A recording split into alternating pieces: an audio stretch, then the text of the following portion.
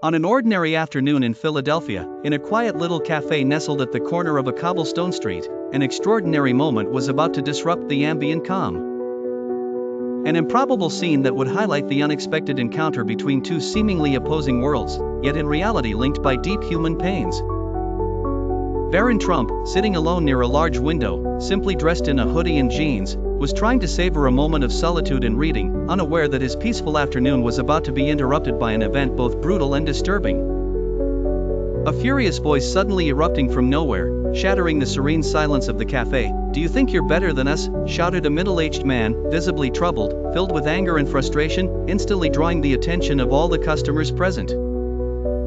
Conversations halting abruptly, cups suspended in midair, all eyes turning towards the table where the young man remained seated, impassive, slowly lifting his head to face his accuser, a man with a face marked by trials, drawn features, bearing the scars of a life of struggles and losses. The man approached Barron with abrupt gestures, fists clenched, his hands resting heavily on the edge of the table, knuckles whitened by tension, while Barron, without flinching, calmly closed his book and placed it on the table, his face serene, his gaze inscrutable.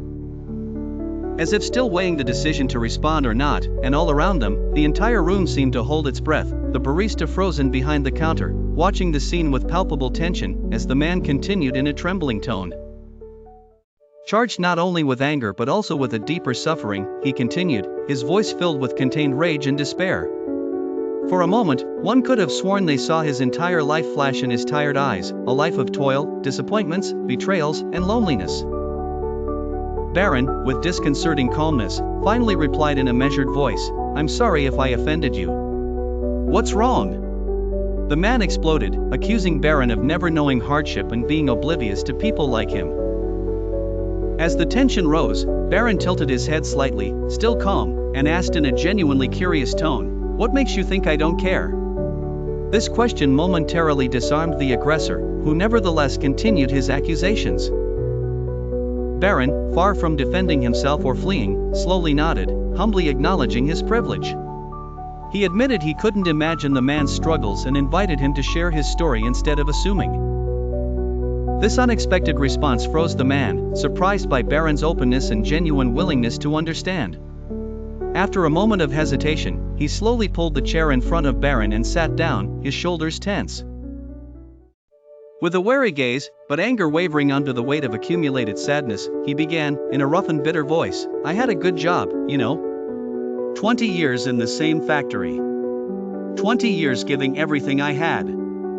Then one day, they shut it down. Just like that. They say they're relocating. Cheaper elsewhere.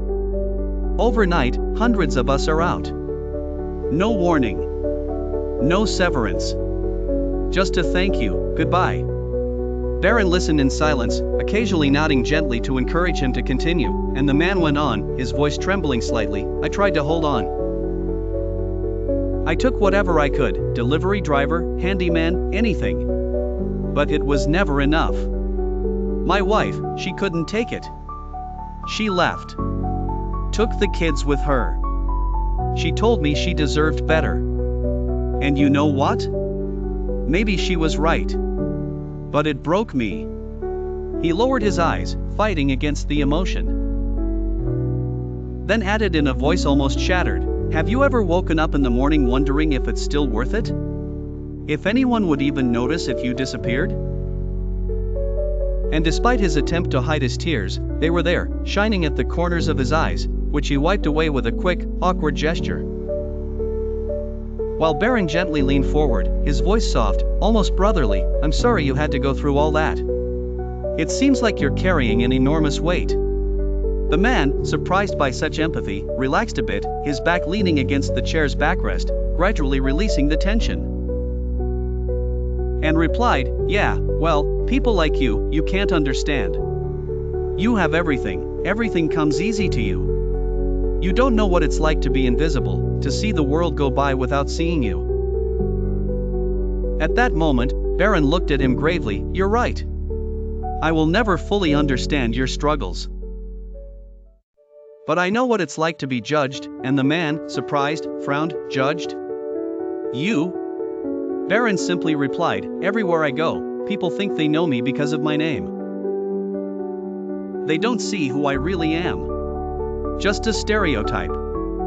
It's frustrating, to feel like no one really wants to know you. I think that might be a common point between us, and suddenly, in this brief exchange, something broke, or rather, was released. The shell of anger the man carried began to crumble, his gaze softened, his shoulders relaxed a bit, and he said in a gentler voice, "I never saw it that way." Barron offered a shy smile. "We are often closer to each other than we think. We all have pains. And we all want to be seen and heard," and the man let out a deep sigh, as if this simple fact lifted a weight off him, before adding, "I've been so angry for so long. I don't even know what to do with this anger anymore." Barron, still calm, said to him, "Maybe start by letting some of it go. It's not easy, but holding on to it only makes things heavier," and the man slowly nodded, reflecting on the young man's words, then reached out his hand across the table. "Sorry for judging you without knowing you." Barron shook it firmly, "And I'm sorry if I gave you a reason to feel that way," and at that moment, a faint smile appeared on the man's face, a hint of peace, and he breathed out, "You're not what I expected," to which Barron replied with a light laugh, "Neither are you."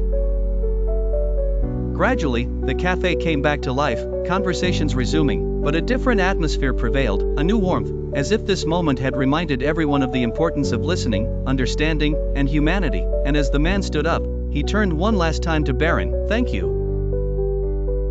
Barron nodded back, "Take care of yourself," and after he left, Barron picked up his book again, but remained thoughtful, reflecting on this unexpected encounter that would forever be etched in his memory. And as Barron caught his inner breath, letting the last echoes of that conversation gently dissipate into the warm air of the cafe, something within him had transformed, a blend of newfound gravity and a strange lightness. As if the confrontation had birthed in him an even sharper awareness of the fragile humanity that hides behind every exchanged glance, every hoarse voice, every abrupt gesture. As he slowly put away his book, which he had not reopened, as if the printed words no longer held the same power as the exchanged words, he felt a sort of awakening, a quiet lucidity slipping into his mind, urging him to cast his gaze towards the other cafe patrons, whom he no longer saw as mere anonymous silhouettes but as beings each bearing their invisible scars, their silent storms. With this renewed perception, he stood up to leave, leaving on the table a hastily scribbled note, "Thank you for being there, even without knowing," as a wink to the silent witnesses of this unique moment. And when he stepped through the glass-paneled door, the daylight seemed brighter, more real, as if the universe itself had been shaken by this brief yet intense collision of inner worlds.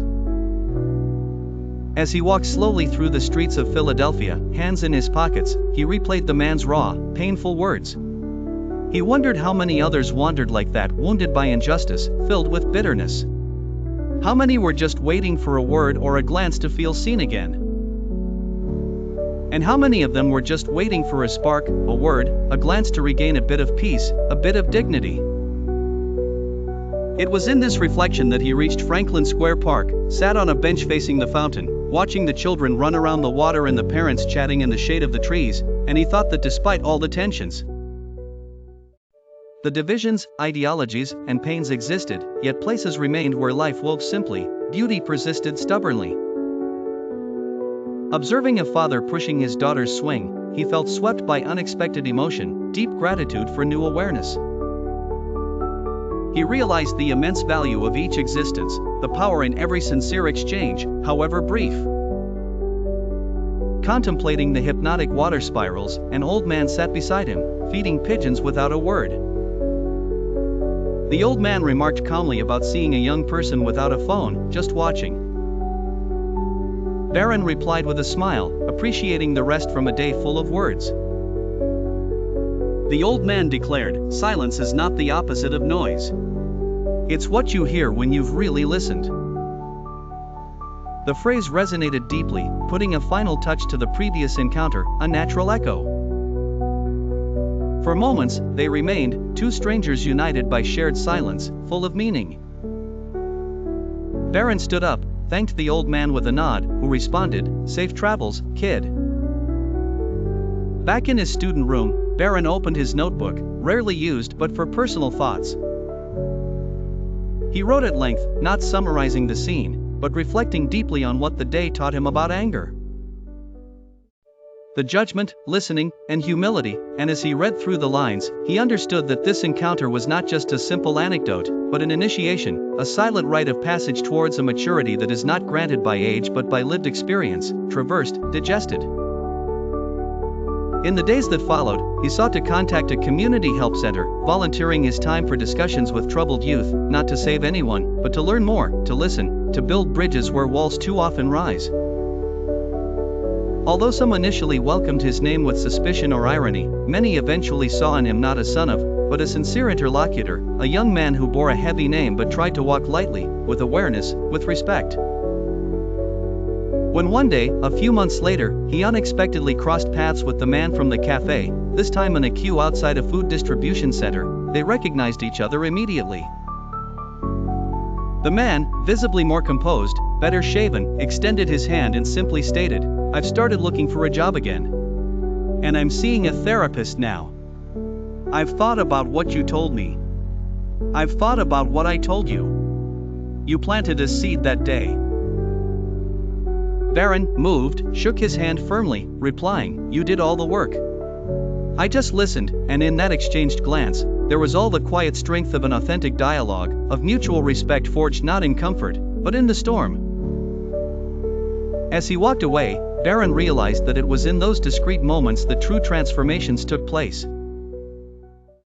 Away from the spotlight, far from grand declarations, in the fragile and sacred space of human encounter, and since that day, every time he entered a cafe, he no longer saw just tables and cups, but possible theaters of humanity, spaces where anything could happen.